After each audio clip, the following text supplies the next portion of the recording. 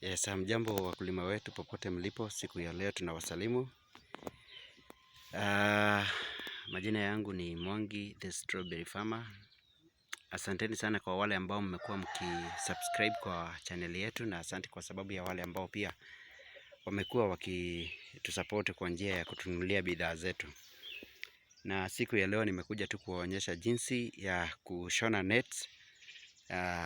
Kama vile nilikuwa nimewafundisha ni kwamba unapopanda strawberries ni lazima utaweza kuweka net, kwa sababu ya kuzuia ndege wasiweze kukula matunda yako. Na kwa hivyo net ambazo huwa tunawaambia zinakuanga type hii, zinatokanga nchi ya Tanzania, na ni net ambazo ni nzuri sana, japo ni refu sana, kwa sababu ukiangalia unaona ina urefu wa 50 meters na upana wa 6 meters, 50 meters by 6 meters. Kwa hivyo siku ya leo nimekuja kuonyesha jinsi ya kushona net. Hapa ni Murang'a, mahali kunaitwa Kayuyu. Kayuyu iko sehemu inajulikana kama Keharo. Keharo kwa mbunge wetu huyu Dede Nyoro. Huku ndiko tumekuja leo. Tunataka kufanya kitu kinaitwa kushona net kwa sababu ya strawberries. So hii ndio net ambayo nimekuwa nikiwafundisha. Ukiangalia iko na upana ambao unaweza kuruhusu nyuki aweze kuingia ndani. Naona kidole changu kinaingia. Kwa hivyo inaweza kuruhusu nyuki aingie ndani na pia atoke ili aweze kupollinate mimea. Pia inaweza kuruhusu mwangaza kuingia kwa shamba, kwa sababu tuliwaambia strawberries ni phototropism crop ambayo inahitaji direct sunlight. Kwa hivyo hii haizuii hata mwangaza. Mwangaza unaingia vizuri vile ambavyo inahitajika, na sasa mimea yetu inaweza kuwa pollinated. Yes. So tuandamane pamoja niweze kukuonyesha jinsi ambavyo tunaweza tukashikanisha nets. These are 14 nets. Na zikiwa 14 nets zinahitaji kushonwa, na leo nataka nikufundishe jinsi ya kushona nets.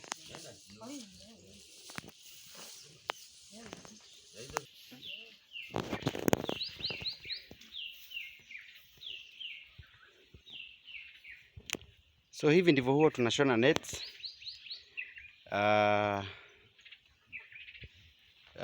Ili iweze kuwa roll moja. Kama vile nimekuambia ni kwamba hizi ni net 14, na zikiwa 14 hivi zinahitaji kuweza kushikanishwa. Na vile unavyoona hawa watu ambao wako kwenye kazi wanafanya kazi ya kushikanisha hizi nets iweze kuwa moja. Kwa hivyo inaenda kuingia kwa shamba nusu eka ya strawberry. Nusu eka ya strawberries ndio iweze kukava. So tunatumia hii kamba ya white Manila ambayo inaweza ikakaa hadi miaka 6 bila kukatika, kwa sababu hii ni special, inakujanga inanunuliwango tu ya kushona net, na inaingizwa hivyo venye unaona tunaingiza hapo.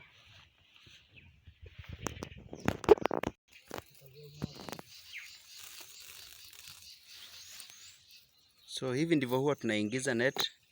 Naingiza kamba yako vizuri kwa kila shimo, usiruke shimo hata moja, kama vile unaviona hapo.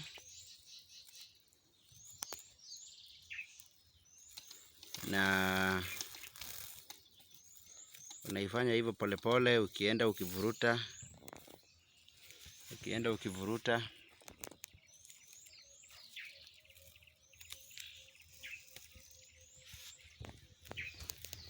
Kwa hivyo ukiangalia kila mtu ambaye yuko hapa anashona net mbili. Unashona hii ya kwanza na hii ya pili, na huyo mwingine anashona ya tatu na ya nne.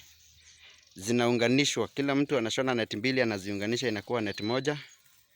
Kwa hivyo hizi net zikiwa 14 zote ikikamilika itakuwa one roll net kubwa sana. Na nimekwambia hii moja ambaye huyu anaunganisha na hii nyingine ni 6 meters by 50 meters. So utapiga 50 times 14. 14 net. Hiyo ni urefu wa ile net tuko naye. 6 by 14 nets. Hiyo ndio upana wa net ambayo tuko naye siku ya leo. Yes, kwa hivyo kwa wale ambao mnasumbuliwa na ndege kwa katika mimea yenu, this is the solution kwa ndege. Ndege akiingia hapa anashikwa, hawezi kuingia. Kwa hivyo na hii net inaweza kaa from 6 years to 8 years. Ikiwa imewekwa vizuri ni 6 years to 8 years, itakupea service vizuri.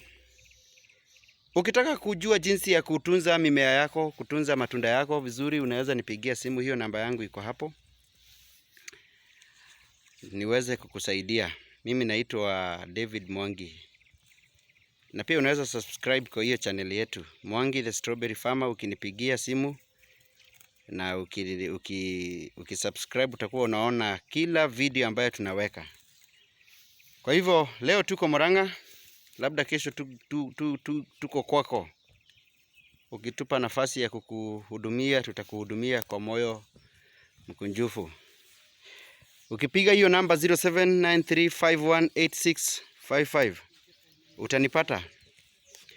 Kienda Facebook uangalie Berryland, utanipata hapo.